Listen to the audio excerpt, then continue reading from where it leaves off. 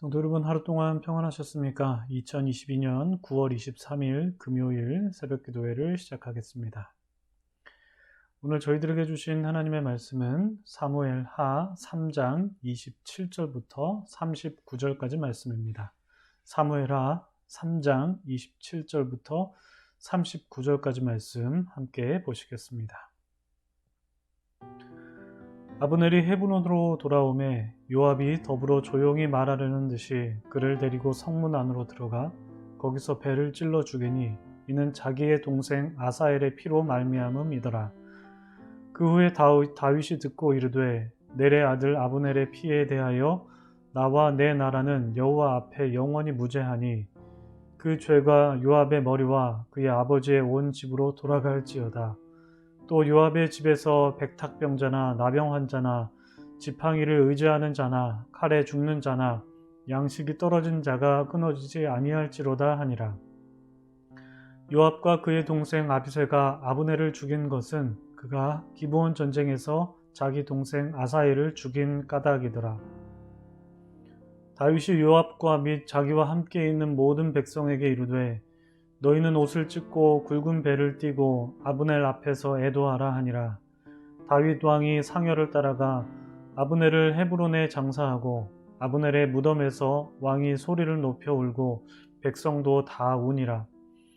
왕이 아브넬을 위하여 애가를 지어 이르되 아브넬의 죽음이 어찌하여 미련한 자의 죽음 같은고 내 손이 결박되지 아니하였고 내 발이 착고에 채이지 아니하였거늘 불의한 자식의 앞에 엎드려짐 같이 내가 엎드려지도다 하매 온 백성이 다시 그를 슬퍼하며 우니라. 석양에 뭇 백성이 나와 다윗에게 음식을 권하니 다윗이 맹세하여 이르되 만일 내가 해지기 전에 떡이나 다른 모든 것을 맛보면 하나님이 내게 벌 위에 벌을 내리심이 마땅하니라 하매 온 백성이 보고 기뻐하며 왕이 무슨 일을 하든지 무리가 다 기뻐하므로 이날에야 온 백성과 온 이스라엘이 넬의 아들 아브넬을 죽인 것이 왕이 한 것이 아닌 줄을 아니라. 왕이 그의 신복에게 이르되 오늘 이스라엘의 지도자요 큰 인물이 죽은 것을 알지 못하느냐. 내가 기름 부음 받은 왕이 되었으나 오늘 약하여서 수르야의 아들인 이 사람들을 제어하기가 너무 어려우니 여호와는 악행한 자에게 그 악한 대로 갚으실지로다 하니라. 아멘.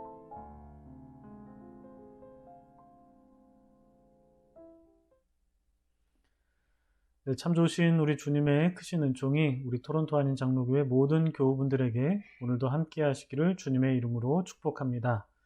여러분 좋은 날 시작하셨습니까?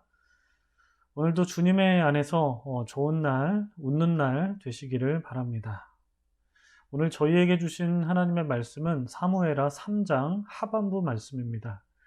우리는 어제 아브넬과 다윗 간의 평화 조약이 체결된 반면에 요압이라는 변수를 만나서 다윗의 상황이 어렵게 된 것을 볼 수 있었습니다.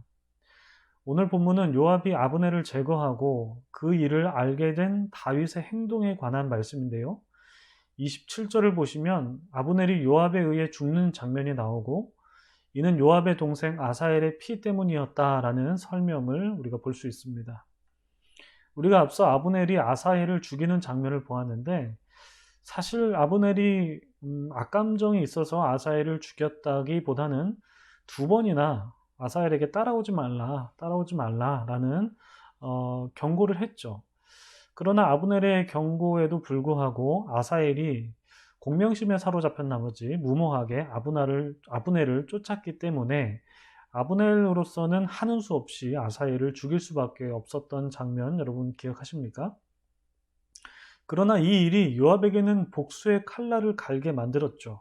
그래서 오늘과 같은 일이 벌어지게 된 것입니다. 이로써 요압의 원한은 갚은 셈이 되지만 다윗의 상황은 아주 난처해졌습니다. 왜냐하면 아브넬이 다윗에게 찾아오기 전에 아브넬이 이스라엘 장로들을 만나서 내가 다윗과 평화협정 맺고 오겠다라고 호언장담하지 않았습니까? 그리고 아주 평화롭게 조약을 체결했습니다. 그런데 아브넬이 귀환할 때 변고를 당했으니까 다윗과 이스라엘 장로들 사이에 아주 불편한 관계가 지금 초래됐습니다. 유다와 이스라엘, 곧 남과 북이 대통합을 이룰 수 있는 기회였는데 예상치 못한 변수로 인해서 그 기회가 완전히 날아가 버렸고 되려 이 남북의 관계가 극심한 갈등 관계 내지는 이 전쟁이 벌어질 수 있는 아주 어려운 상황에 놓이게 된 것입니다. 이런 상황 속에서 다윗이 어떻게 대처했을까요? 28절, 29절 말씀 보시겠습니다. 그 후에 다윗이 듣고 이르되 넬의 아들 아브넬의 피에 대하여 나와 내 나라는 여호와 앞에 영원히 무죄하니 그 죄가 요압의 머리와 그의 아버지의 온 집으로 돌아갈지어다. 또 요압의 집에서 백탁병자나 나병 환자나 지팡이를 의지하는 자나 칼에 죽는 자나 양식이 떨어진 자가 끊어지지 아니할지로다 하니라. 다윗은 아브넬의 피에 대해서 나와 내 나라는 영원히 여호와 앞에 무죄하다. 그렇게 선포합니다. 그리고 다윗은 이 일을 주도한 요압과 그 가문을 저주하죠. 요압의 집에 백탁병자나 나병 환자나 지팡이를 의지하는 자나 칼에 죽는 자나 양식에 떨어진 자가 끊어지지 않을 것이다. 참고로 백탁병자는 다른 성경 번역본에서는 성병으로 번역하고 있는데요. 아무튼 이러한 병자들 그리고 칼로 죽임을 당하는 자들, 양식이 떨어져서 굶주린 자들이 요압의 집에서 끊어지지 않을 것이다. 계속 있을 것이다 라는 정말 저주를 합니다. 저주를 퍼붓는데 이 다윗의 저주로 인해서 요압과 다윗의 관계가 상당히 틀어졌을 것으로 그렇게 예상이 되죠. 아무튼 다윗의 선포는 이 일에 나는 주동자가 아니다. 내 나라는 주동자가 아니다. 라는 것을 보여주는 1차적인 메시지가 됩니다. 그리고 다윗은 아브넬을 위한 대대적인 장례식을 거행하죠. 31절부터 32절까지 말씀 보시겠습니다. 다윗이 요압과 및 자기와 함께 있는 모든 백성에게 이르되 너희는 옷을 찢고 굵은 배를 띠고 아브넬 앞에서 애도하라 하니라. 다윗이 상여를 따라가 아브넬을 헤브론에 장사하고 아브넬의 무덤에서 왕의 소리를 높여 울고 백성이 나오니라. 다윗은 요압을 포함한 모든 백성에게 옷을 찢고 굵은 배를 띠고 아브넬의 죽음을 애도하라 이렇게 명령합니다. 요압도 포함됐다라는 점이 특기할 점이죠. 그리고 다윗 왕이 상여를 따라가죠. 물론 아브넬을 죽인 요압도 그 뒤를 따라갔을 것입니다. 그리고 다윗과 모든 백성들이 아브넬을 위해서 소리 높여옵니다. 게다가 다윗은 아브넬을 위한 애가를 지어 낭송하기까지 하죠. 다윗의 이렇게 거대한 장례식을 치름으로써 이스라엘 장로들과 사람들에게 커다란 메시지를 전달하게 된 셈입니다. 먼저 다윗과 아브넬의 죽음은 관계가 없다라는 상징적인 의미가 한 번 더 부여가 되고요. 그리고 이스라엘과 유다의 관계가 적대 관계가 아니다. 아브넬과 조약을 맺었듯이 평화로운 관계로 유지된다라는 메시지를 던져주는 것이 바로 이 장례식입니다. 여러분, 이 장례식이라는 것은 상징이 정말 크죠. 왜냐하면 이 장례식은 갈등 관계를 중재시키는 그 의미가 있기 때문입니다. 여러분, 일례로 우리나라 같은 경우를 생각해 봐도 대통령이 천안함 사건으로 희생된 장병 추모식에 참석하는 것과 또 반대로 광주 민주화 운동으로 희생된 자들을 추모하는 장소에 참석하는 것이 주목받죠. 왜 주목받습니까? 그것이 국민의 통합과 아주 깊은 관련이 있는 상징적인 행위이기 때문입니다. 따라서 다윗이 아브넬을 위한 장례를 거하게 치렀던 이유는 이스라엘과 유다 간의 평화로운 그 사이가 유지된다라는 것을 보여주는 것이 되고, 이는 하나님께서 다윗에게 주셨던 비전, 곧 온 이스라엘, 남유다뿐만 아니라 온 이스라엘이 하나님의 나라가 되게 하시려는 그 비전을 이루는 데 기여한 아주 큰 정치적인 사건으로 볼 수 있는 것입니다. 여러분, 다윗이 아브넬의 죽음을 인간적으로 슬퍼했겠죠. 근데 슬퍼했겠지만 그가 장례식을 치르고 모든 백성으로 하여금 그의 죽음을 추모하게 한 이유는 단순히 사사로운 감정 때문이 아니라 정치적인 메시지를 던져주기 위함이었을 개연성이 아주 큽니다. 우리는 어제 다윗이 아브넬의 죽음이라는 그 변수를 만났을 때 어떻게 대처하였을지를 질문해 보았습니다. 다윗은 예상하지 못한 변수를 만났을 때 요압을 저주하면서 그리고 아브넬을 위한 장례식을 치르면서 어렵게 될 수 있는 상황을 아주 정말 지혜롭게 해결한 모습을 오늘 본문을 통해서 우리가 엿볼 수 있는 것입니다. 이것이 다윗의 기질이죠. 다윗이 정말 지혜롭고 영특한 사람이었다라는 것을 보여주는 장면입니다. 물론 그가 요압을 저주했습니다. 그가 요압을 저주함으로써 요압과 관계가 많이 틀어지는 위험을 감수해야만 했을 것입니다. 요압은 말씀드렸다시피 다윗의 군대 장관으로서 다윗의 최측근이었습니다. 그 측근과 관계가 틀어지는 것은 다윗이 나라를 다스리는 데 있어서 위험 요소가 될 수 있을 것이 불보듯 뻔하죠. 그러나 다윗은 무엇이 더 중요한지를 보는 눈이 있었습니다.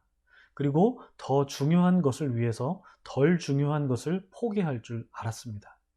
여러분, 두 가지 다 만족시킬 수 있는 것은 세상에는 잘 없는 것 같습니다. 한 가지를 취하면 한 가지를 포기해야 하는 것이 세상살이의 이치가 아닐까 싶습니다. 무엇을 취해야 하는지 그 선택의 갈림길에서 더 중요한 것이 무엇인지 바라볼 줄 알고 그것을 선택함으로써 하나님의 뜻을 이루어가는 것이 그리스도인의 삶의 모습이 아닐까 싶습니다. 비록 그 선택으로 인한 어려움이 있을 수 있습니다. 그렇지만 그 어려움을 감내하면서 하나님의 시선으로 넓고 크게 볼 줄 아는 관점이 우리에겐 필요한 것이고 더 중요한 것을 바라보고 선택하면서 하나님의 뜻을 이루어 가야 할 것입니다. 아마도 다윗은 요압과 함께 나라를 다스리는 일이 분명히 쉽지 않았을 것입니다. 그러나 여러분, 다윗은 요압을 내치지 않습니다. 다윗은 요압을 끝까지 안고 갑니다. 다윗이 죽을 때까지 요압은 다윗의 군대 대장으로 일했기 때문입니다. 물론 다윗이 솔로몬에게 요압을 살려두지 말라라는 유언을 했습니다. 그렇지만 그럼에도 다윗은 죽을 때까지 요압과 함께 이스라엘을 다스렸습니다. 다윗이 정말 위대한 인물이죠. 다윗은 요압과 함께 있는 것이 불편했을 수도 있겠죠. 당연히 불편했겠죠. 이렇게 저주를 했는데, 최측근이었는데, 군대 대장이었는데 당연히 불편했을 것입니다. 그렇지만 다윗에게 요압은 필요한 사람이었기 때문에 불편하더라도 끝까지 함께 가는 것입니다. 여러분, 우리도 살다 보면 불편한 선택을 해야 할 때가 있습니다. 그 선택의 기로에 놓일 때 하나님의 관점으로 바라보는 시선이 먼저 필요하고 판단력도 필요합니다. 중요한 결정을 앞두고 감정에 치우치거나 개인의 사욕이 아니라 하나님의 시선으로 선택지를 바라봐야 되고 하나님께서 무엇을 원하실지 기대하며 기도하면서 선택해야 됩니다. 그리고 그 선택에 따른 책임도 져야 됩니다. 그 책임이 비록 다윗처럼 어떤 나를 불편하게 만들지라도 그것을 인내하고 감내하면서 끌어안고 가는 것이 그리스도인의 삶이 아닐까 싶습니다. 여러분, 바로 우리가 그러한 삶을 살기를 소망합니다. 기도하겠습니다. 참 좋으신 하나님, 은혜를 감사드립니다. 오늘 저희에게 주신 이 말씀을 통해서 다윗이 위험한 상황 속에서 어떠한 선택을 했고 어떠한 행동을 취했는지, 그리고 그 행동의 의미가 무엇이었는지, 또한 그 결과는 어떻게 초래되었는지 우리가 말씀을 통해서 보았습니다. 하나님, 우리가 삶을 살면서 다윗처럼 정말 어려운 순간을 맞이할 때가 있는 것 같습니다.